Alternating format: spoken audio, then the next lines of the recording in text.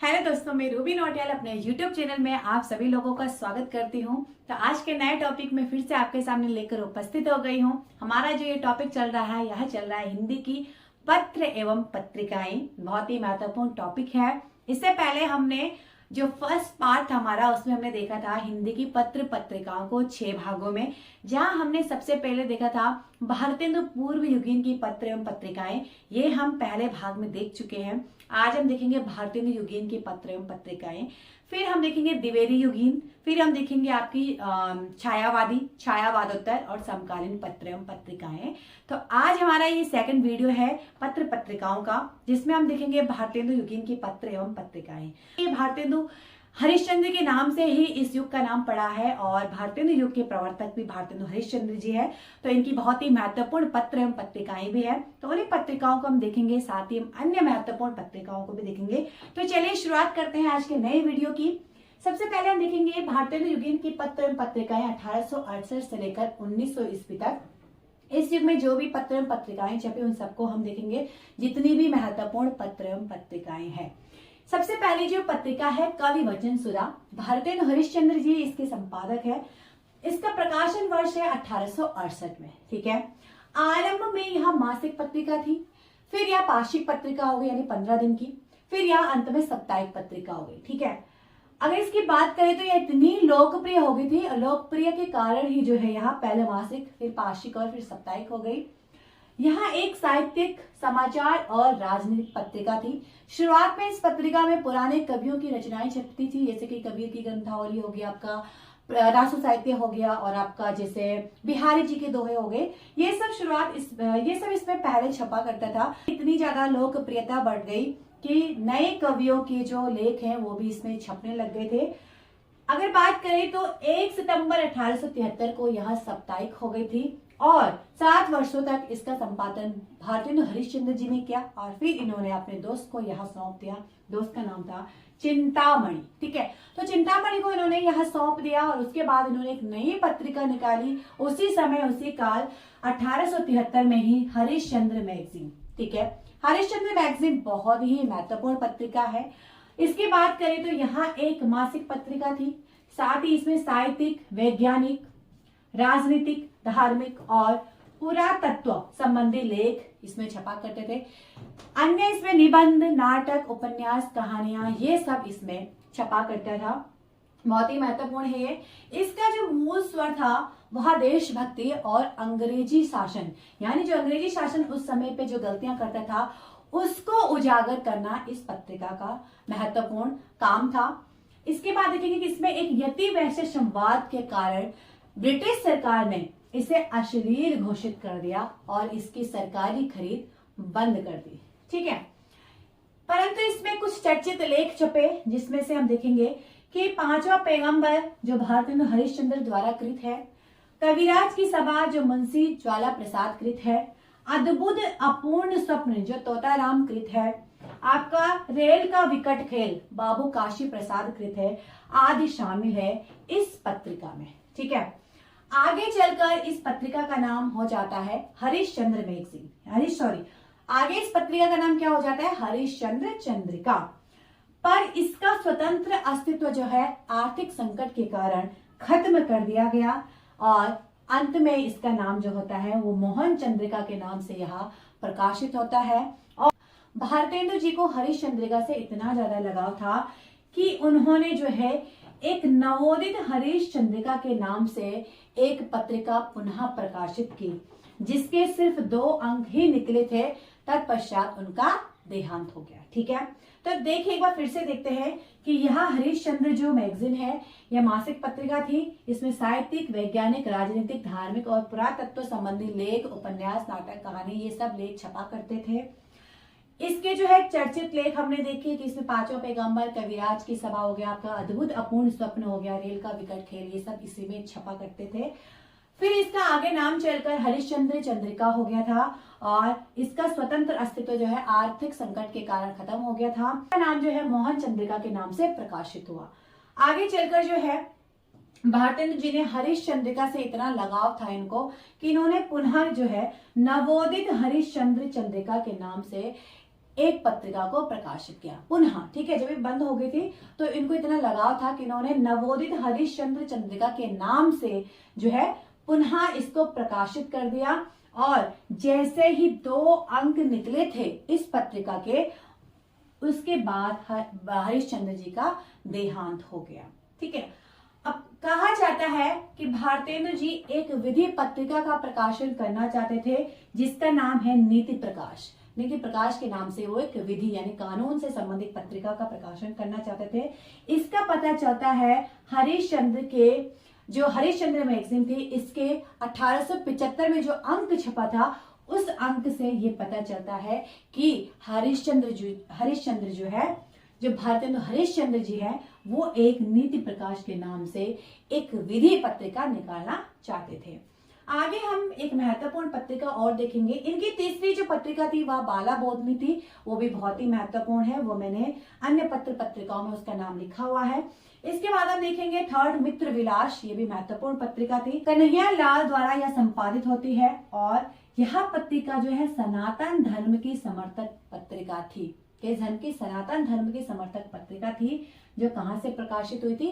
पंजाब से प्रकाशित हुई थी और पंजाब से प्रकाशित होने वाली यह प्रथम पत्रिका थी। आगे हम देखेंगे नागरी प्रचारणी पत्रिका, बहुत ही महत्वपूर्ण पत्रिका है। अगर बात करें तो चिंतामणि घोष ने 1890 में इंडियन प्रेस इलाहाबाद में स्थापना की थी, इंडियन प्रेस की। ठीक है, और 1897 में काशी से नागरी प्रचारणी पत्रिका का प्रकाशन होता है। इसके जो शुरुआत के जो संपादक थे वो थे श्याम सुंदर दास, पंडित सुधाकर और आपके द्विवेदी कालिदास, पंडित सुधाकर, द्विवेदी कालिदास और राय कृष्णदास। तो ये शुरुआती आपके संपादक थे नागरी प्रचारणी पत्रिका के। लेकिन बाद के जो अगर बात करें तो आगे चलकर इसके संपादक होते हैं रामचंद्र शुक्ल, रामचंद्र वर्मा, गौरी शंकर, हीरा चंद्र ओझा और चंद्रधर्म शर्मा गुलेरी। ये सब बाद के प्रमुख संपादक थे। यह एक शोध पत्रिका थी और यह त्रैमासिक पत्रिका थी। किसी किसी किताबों में इसको मासिक पत्रिका भी लिखा गया है इसके लिए। ठीक है, अब हम देखेंगे कि जो ये पत्रिका है इसमें जो है समीक्षात्मक एवं गवेषणात्मक निबंधों के माध्यम से इस पत्रिका ने हिंदी साहित्य के विकास में सहायता मिली इस पत्रिका से। ठीक है, और आगे चलकर सरस्वती के रूप में इसी पत्रिका को जाना जाता है। सरस्वती पत्रिका द्विवेदी युग की बहुत ही महत्वपूर्ण पत्रिका है, उसको हम आगे द्विवेदी युगीन में देखेंगे। तो इस प्रकार से हमारी जो महत्वपूर्ण पत्रिकाएं थी उनको हमने देखा। अन्य पत्रिकाएं भी हैं, इनके वर्ष है, संपादक है, प्रकार है और स्थान है कि जो कहाँ कहाँ से प्रकाशित होती थी। और एग्जाम में प्रकार हो गया, आपका स्थान हो गया और प्रकाशन वर्ष है, यही पूछा जाता है। तो ये महत्वपूर्ण पत्रिकाएं हैं जो भारतेंदु युगीन की पत्रिकाएं हैं। देखिए तो सबसे पहले जो पत्रिका है अल्मोड़ा अखबार। अल्मोड़ा अखबार का प्रकाशन वर्ष होता है 1871 में। आप देख सकते हैं यहाँ पे, अगर आपको पूरा नहीं दिख रहा है तो आप मेरे शब्दों पे ध्यान देंगे। तो अल्मोड़ा अखबार जो है 1871 में, आपका संपादक सरानंद सलवास है और यहाँ एक साप्ताहिक पत्रिका है और इसका जो स्थान है अल्मोड़ा उत्तराखंड में। ठीक है, फिर आपका आनंद कादम्बरी है, 1881 में इसका प्रकाशन वर्ष है। बद्री नारायण चौधरी प्रेमघन जो इसके संपादक है और मासिक पत्रिका थी और प्रकाशन स्थान था इसका मिर्जापुर। आगे आपका है ब्राह्मण पत्रिका, 1883 में इसका प्रकाशन वर्ष था। प्रताप नारायण इसके संपादक थे, मासिक पत्रिका थी और प्रकाशन स्थान था इसका कानपुर।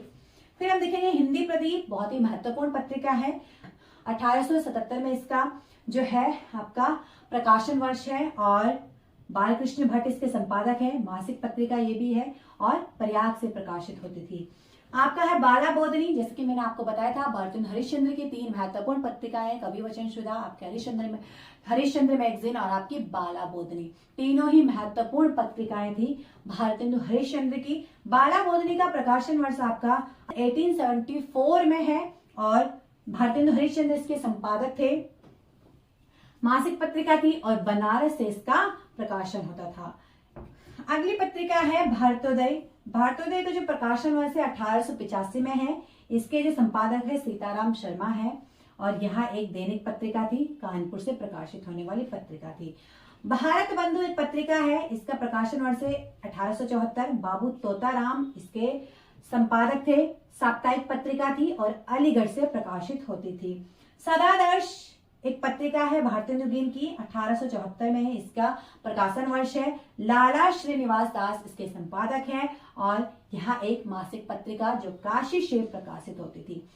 अंत की जो लास्ट हमारी जो पत्रिका है, यहाँ पर शायद आपको ना दिखाई दे रहा हो, इस तरह से सुने कि साहित्य सरोज पत्रिका का नाम है, 1895 में इसका प्रकाशन वर्ष है। गोपाल राम गृहमरी इसके संपादक है और यहाँ एक पाक्षिक पत्रिका थी जो मेरठ से प्रकाशित होती थी। तो इस तरह से ये बहुत ही महत्वपूर्ण पत्रिकाएं हैं, दिव्य भी पत्रिकाएं हैं, लेकिन जो सबसे महत्वपूर्ण पत्रिकाएं हैं उन्हीं को हमने देखा और अधिकतर एग्जाम में यही पत्रिकाएं पूछी जाती है। मैंने जितने भी अभी तक एग्जाम देखे हैं उनमें जो है भारतेंदु जी की पत्रिकाएं पूछी जाती है और आपके बालकृष्ण भट्ट की जो आपका हिंदी प्रदीप है वो पूछी जाती है। ज्यादातर यही पत्रिकाएं पूछी जाती है एग्जाम में, तो इसीलिए जो है महत्वपूर्ण पत्रिकाओं को ही हमने लिया है।